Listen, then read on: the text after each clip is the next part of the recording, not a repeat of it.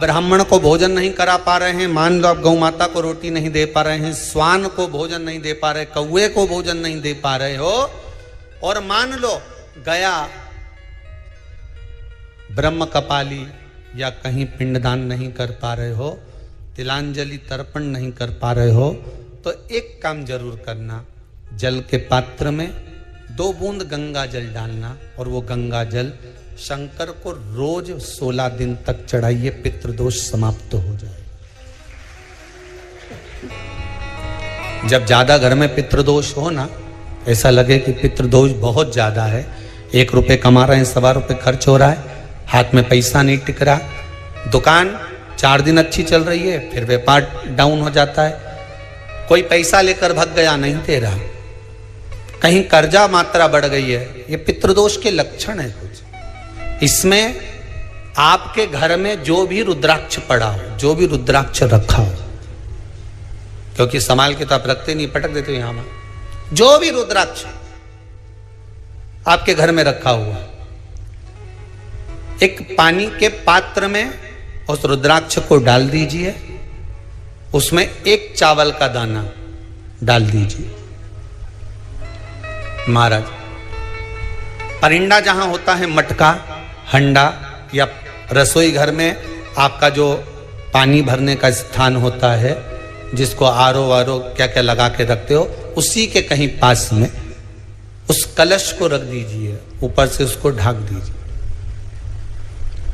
शाम के समय, सुबह रखा 10 बजे से 12 बजे के बीच में, शाम के समय प्रदोष काल में भगवान शंकर का नाम स्मरण कर कर, ओम नमः शिवाय बोलकर, श्री शिवाय नमस्तुभ्यम बोलकर, या महामृत्युंजय मंत्र का स्मरण कर कर, या गायत्री मंत्र का स्मरण कर कर, जो मंत्र आपकी बुद्धि में, विवेक में समाहित हो, उस मंत्र का नाम लेकर राम कृष्ण हरि जो बोल सकते हो, एक घी का दिया अवश्य प्रज्वलित करें, लंबी बाती का। कौन सी बाती का? फूल बत्ती का नहीं, गोल बत्ती का नहीं, लंबी बाती का लगा। बत्ती का मुख दक्षिण की ओर, कहां पर होना चाहिए? दक्षिण की ओर, ना पूरब, ना पश्चिम, ना उत्तर, बत्ती का मुख कहां हो? दक्षिण की ओर।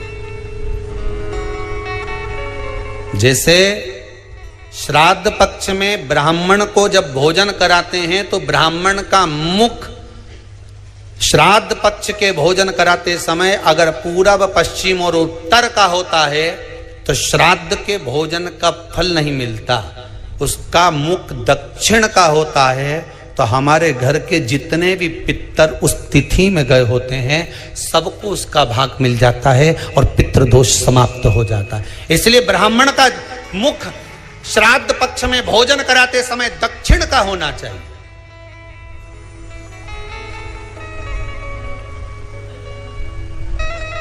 ब्राह्मण का मुख दक्षिण का हो।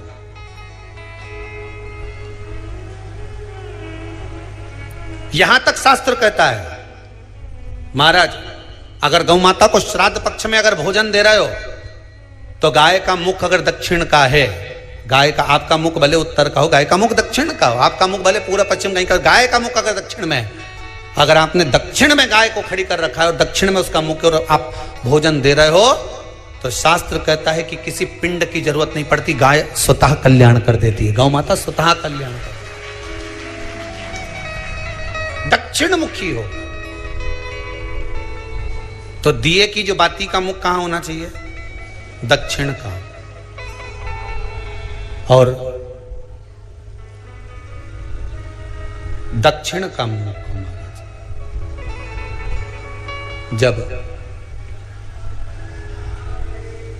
जब दक्षिण का मुख हो, दक्षिण की ओर बाती हो महाराज, तब दक्षिण की बाती जलाने के बाद में भगवान से वहीं पर प्रार्थना करें। जो कलश रखा है उसके ऊपर जो प्लेट रखी है, ढाका गया है, वहां अपना सीधा हाथ रखें और अपने पूर्वजों का, अपने पितरों का स्मरण करें कि मेरे धन को लेकर कोई चले गया, मेरा व्यापार ऐसा चल रहा है, मेरा घर में बच्चों का विवाह नहीं हो रहा, या घर में इतनी अशांति है, या तकलीफ है, या कष्ट है, ये सब का स्मरण कर कर उस कलश को रात्रि भर रखे रहने दें। सुबह स्नान आदि करने के बाद फिर एक घी का दिया दक्षिण की ओर लगाकर सुबह 10 बजे से 12 बजे के बीच में उस जल को शिव जी को समर्पित कर आ जाएं और वो रुद्राक्ष लेकर वापिस आ जाएं। महाराज वापिस आ जाइए, उस रुद्राक्ष को अपने घर में रख दीजिए। वर्ष भर वो रुद्राक्ष आपको कभी बीमारी से नहीं घिरने देगा, कभी किसी जगह खड्डे में नहीं जाने देगा, वो उन्नति की ओर ही बढ़ाएगा। भले कोई भी रुद्राक्ष हो, 1 मुखी से लेकर 14 मुखी, 20 मुखी, 18 मुखी, जो रुद्राक्ष आपके पास में, आप तो उसका स्मरण करिए।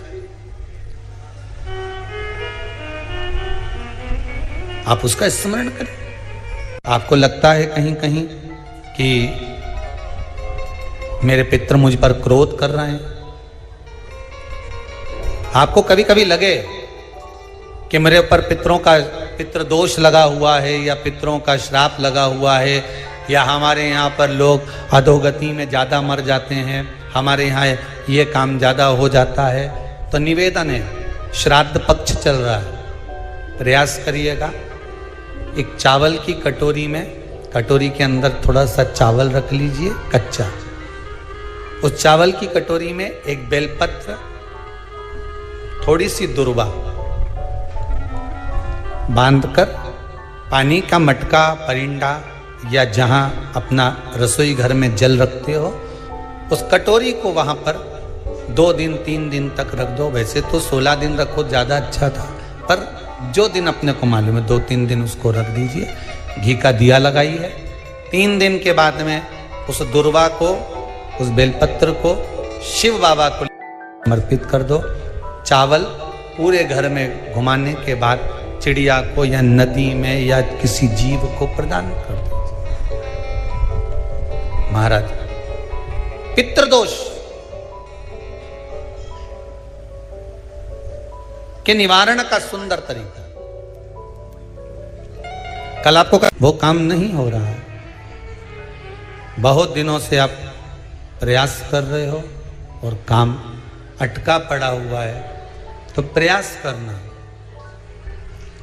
जल के पात्र में थोड़ा सा शहद, गंगा जल उसमें डालकर, ये जो श्राद्ध पक्ष चल रहा है, जिस समय पर, जिस श्राद्ध पक्ष के अंतर्गत, श्राद्ध पक्ष में एक पात्र में जल लेकर उसमें थोड़ा सा शहद, गंगा जल डालकर भगवान शंकर को कुंदकेश्वर महादेव के नाम से, कौन से महादेव? कुंदकेश्वर, क्योंकि विदल और उत्पल इन दोनों असुरों ने, राक्षसों ने जब बहुत उपद्रव मचाया, ठीक है, जब बहुत उपद्रव मचाया, तब माता जगतजननी के कहने पर कुंदुक का प्रहार कर कर इन दोनों राक्षसों का संहार करा था। तो शिव जी का नाम कुंदकेश्वर पड़ गया था। क्या नाम पड़ा था? कुंदकेश्वर। कहते हैं बहुत बांधाओं में जब व्यक्ति पड़ जाता है, बहुत बांधाओं में जब व्यक्ति चला जाता है, कुछ ना कुछ समस्याओं में जब व्यक्ति फंसा रहता है, पड़ा रहता है, तो कुंदकेश्वर महादेव का स्मरण करना चाहिए। एक प्रयास और करना, छोटा सा प्रैक्टिकल करने में क्या जाता है। दुकान पर ग्राहक नहीं आ रहे ना, आधा घंटा हो गया कोई ग्राहक नजर नहीं आया, फालतू बैठे हो ना दुकान पर, जब ग्राहक नहीं आता तो फिर ही हो। तो एक काम करो, कोई भी जरा सा हाथ में पानी लेकर कुंदकेश्वर महादेव के नाम से 51 बार, 21 बार बोलकर, 11 बार बोलकर वो पानी को दरवाजे पे छींट दो। आधा घंटा, ज्यादा से ज्यादा 20 मिनट, आधा घंटा 30 मिनट नहीं लगेंगे और ग्राहक प्रवेश करना प्रारंभ करें। प्रैक्टिकल करने में क्या जाए। अब ई में कहीं घटा तुम्हारा कि पानी घट गया, कि बोलने से, कुंदकेश्वर महादेव का नाम लेने से जीवान घट गई, कुछ घटा? फायदा तो तुम्हारा ही हुआ। कुंदकेश्वर का नाम, कोई काम अटक रहा है, शहद जल के पात्र में डालिए और थोड़ा सा गंगा जल डालकर इसी श्राद्ध पक्ष में किसी भी दिन जब तुम्हारा मन पड़े तब शंकर जी को समर्पित कर करो। और साथ में 1 लोटा पानी, 1 कलश जल का अलग से लेकर जाओ। जब शहद का जल शंकर जी को समर्पित कर दो, उसके बाद सादा जल शंकर जी को अवश्य समर्पित करके। शहद का जल बांधाओं को हर लेता है, बांधा को हरता है। हम तो कई बार बच्चों से कहते हैं, अगर कोई बच्चा कंपटीशन एग्जाम में बैठ रहा है, इंटरव्यू दे रहा है या कोई एग्जाम में नहीं निकल रहा है, तो प्रयास करना बेलपत्री का जो बीच वाला पत्ता होता है, इस पत्ते पर शहद लगाकर हथेली में रखकर अंगूठे से इसको इस तरह से दबाकर शिव जी के कुंदकेश्वर महादेव का नाम लेकर अपनी मनोकामना कर कर शंकर भगवान का जो शिवलिंग है, उस शिवलिंग पर इस बेलपत्री के पत्ते को चिपकाकर आ जा और एग्जाम देने जा। बाबा निपटे का सब काम कर। जिस बालक बालिका का जॉब नहीं लग रहा हो, सर्विस नहीं लग रही हो, नौकरी नहीं लग रही हो, जगह जगह पहले करते थे जॉब, अब छूट गई, 2 साल हो गए, 3 साल हो गए, सर्विस नहीं लग रही हो, बहुत प्रयास कर लिया हो, बहुत प्रयास, तो महाराज काली तिल्ली को पीस कर उसको जल के पात्र में डालकर अपने घर के मटका परिंडा, पितरों का जो स्थान होता है, जलाशय होता है, उसके पास में एक पात्र में रख दीजिए। बेलपत्री या बट का पेड़ या पीपल का पेड़, इस वृक्ष के नीचे 1 रात्रि तक रखे रहने के बाद में दूसरे दिन अपनी कामना करकर, जिनका जॉब नहीं लग रहा, सर्विस नहीं लग रही, नौकरी नहीं लग रही या कहीं उलझने उत्पन्न हो रही है, उस व्यक्ति को हाथ में ले जाकर उस पात्र का जल, 3 वृक्ष पितरों के तुल्य हैं। कल की कथा में कहा था, पहला बेलपत्री का, दूसरा पीपल का, तीसरा बड का, ये 3 पितरों के तुल्य हैं। इन 3 में से किसी भी वृक्ष के नीचे उस काली तिल के जल को समर्पित कर दीजिए। महाराज बाबा चाहेगा, भोलेनाथ जी चाहेगा तो 3 महीने में कहीं ना कहीं योग बना ही देगा, ये पक्का। बाबा पर विश्वास रखो, शंकर भगवान पर भरोसा विश्वास रखकर आप कार्य करेंगे, क्यों ना हो।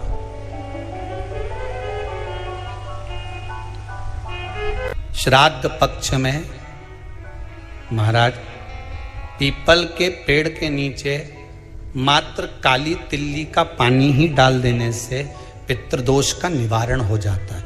किसी लड़के की लड़की की विवाह शादी नहीं हो रहा हो, मंगल विवाह नहीं हो रहा हो, पानी के लोटे में थोड़ा सा काला तिल डालकर श्राद्ध पक्ष में पीपल के पेड़ के नीचे चढ़वा दीजिए। महाराज पितरों की शांति होती है, घर में मंगल कार्य होता है, मंगल कार्य हो जाता है, पितृदोष का निवारण होता है।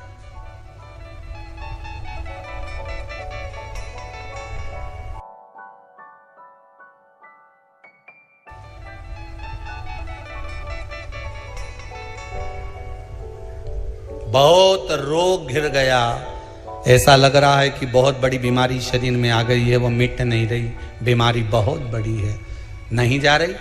सरसों का फूल भगवान शंकर को चढ़ाना प्रारंभ कर दो। सरसों तो आप अपने घर के अंदर भी बो सकते हो, उसमें पीला फूल आ ही जाता है, शिव जी को चढ़ाना चालू कर दो, बीमारी समाप्त होना प्रारंभ।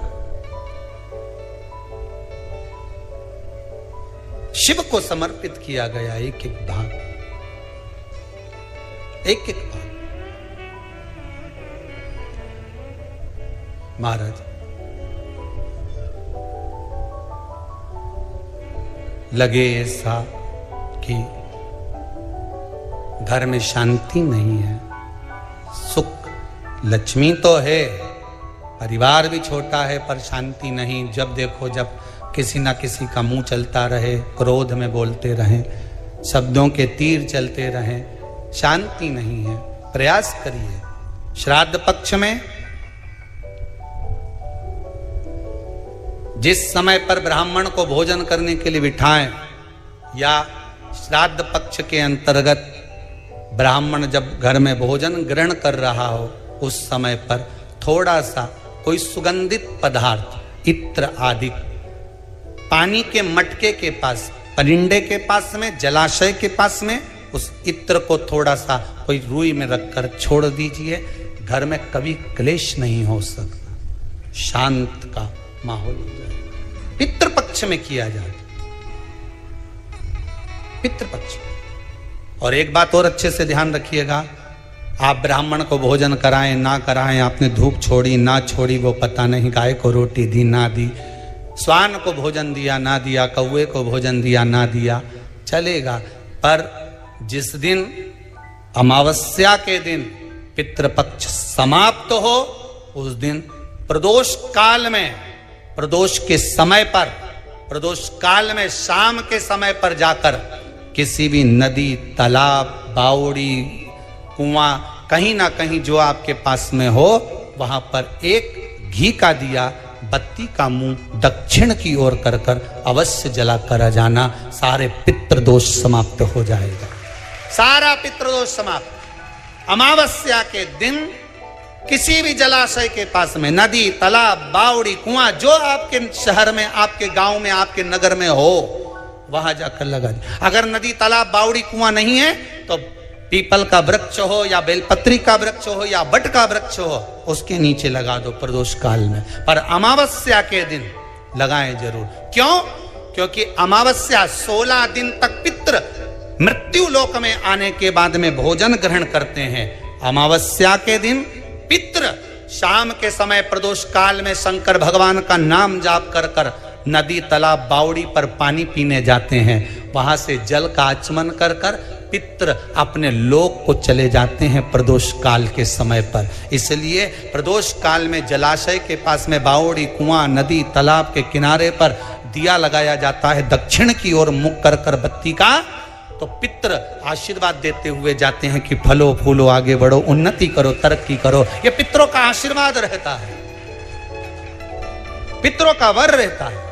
आप देंगे उसको मिलेगा। कुछ करा ना करा, फिर अमावस्या के दिन, जिस दिन पितृपक्ष समाप्त हो, उस दिन दिया दक्षिण की ओर बाती का मुख कर कर लगा। महाराज एक बात बहुत अच्छे से समझ लीजिए, जिसके घर में क्लेश होता हो, अशांति रहती हो, क्लेश रहता हो, या छोटी छोटी बात पर विवाद चालू हो जाता हो, या पति पत्नी में, परिवार में, सास बहू आदि कादिक में कहीं ना कहीं कुछ अगर विवाद रहता हो, तो शास्त्र कहता है ऐसा बेलपत्री की डंडी रहती है ना, बहुत ध्यान दीजिएगा महाराज। श्राद्ध पक्ष की कथा चल रही है, शिव महापुराण आज विराम की ओर है, ध्यान दीजिएगा।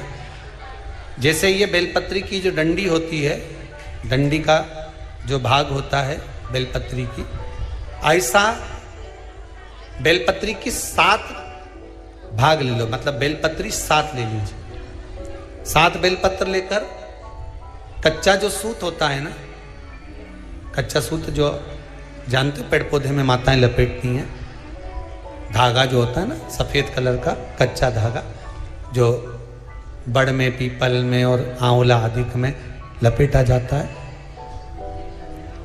कच्चा सूत, उसको शंकर भगवान और माता पार्वती का स्मरण कर कर नंदी के, जो नंदी होता है, नंदी के राइट भाग में, नंदी का एक पांव ऊंचा होता है, आपने देखा होगा आगे का पांव ऊंचा होता है, बैठते समय नंदी का एक पांव ऊंचा है, एक पांव नीचे की ओर जाता है। तो नंदी का जहां पांव ऊंचा है, उस ऊंचे पांव के पास में बैठना है।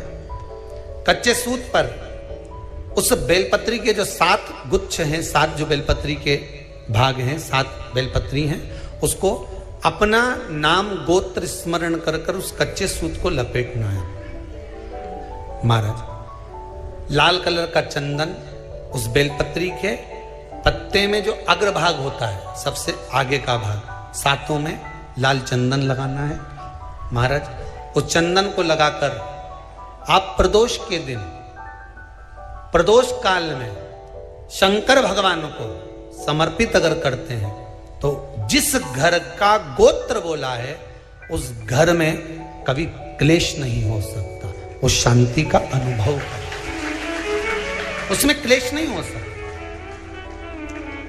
एक धागा होता है पक्का धागा, एक धागा होता है कच्चा धागा। बहुत ध्यान दीजिएगा महाराज, पक्के धागे से नहीं लपेटना सफेद। कच्चा जो धागा पीपल में, बड़ में या आंवला आदि में जो हम लोग लपेटते हैं पूजन करते समय, वो कच्चा धागा। और एक बात और आपको कहने, ध्यान दीजिएगा, अगर मान लो किसी पति पत्नी का तलाक तक की नौबत हो गई और तलाक नहीं कराना है, आपस में वापिस प्रेम बढ़ जाए, छोरी वापिस घर में रहे, बेटा उसको रखे, बहू रहे, आपस में प्रेम बढ़े, वो भले मायके चली गई हो, वो भले लड़का छोड़कर चले गया हो, अकेली रह रही हो और चाहती है कि मैं पति के साथ रहना है, तलाक नहीं होना चाहिए, हम दोनों में प्रेम रहे, वो संभाले मेरे को भी और मैं भी आदर करूं, वो भी आदर करे। तो मेरा निवेदन है, कच्चा जो सूत होता है, कच्चा जो धागा होता है, नंदी के ठीक पीछे बैठकर कोई साथ में आपका परिवार का कोई व्यक्ति चले जाए और हस्तकमल को, जिसको अपने परिवार में वापिस रहना है, उस स्त्री हो या पुरुष हो, दोनों में से कोई भी नंदी के पीछे बैठकर सोमवार की जिस दिन अष्टमी पड़े उस दिन नंदी के पीछे बैठकर हाथ को ऐसा बंद करना है, हाथ में एक बेलपत्री रखना है, सीधी सीधी बंद कर 7 बार उस हाथ पर कच्चा सूत लपेट देना है, उस सूत को वापस निकाल लेना है। बेलपत्री के साथ में, और बेलपत्री को तो अपने पास में रखना। सबसे पहले माता पार्वती का जो हस्तकमल ऐसा होता है शिव मंदिर में, उस हस्तकमल में वो सूत जो आपके हाथ से निकला है वो उसमें डाल देना है, माँ जगत जननी से प्रार्थना कर कर, और जो बेलपत्री आपने संबंध को जोड़ने के लिए अपने हाथ में ली है वो शंकर भगवान के कटी भाग में है। फिर निवेदन करूंगा, कटी भाग को समझ लीजिए।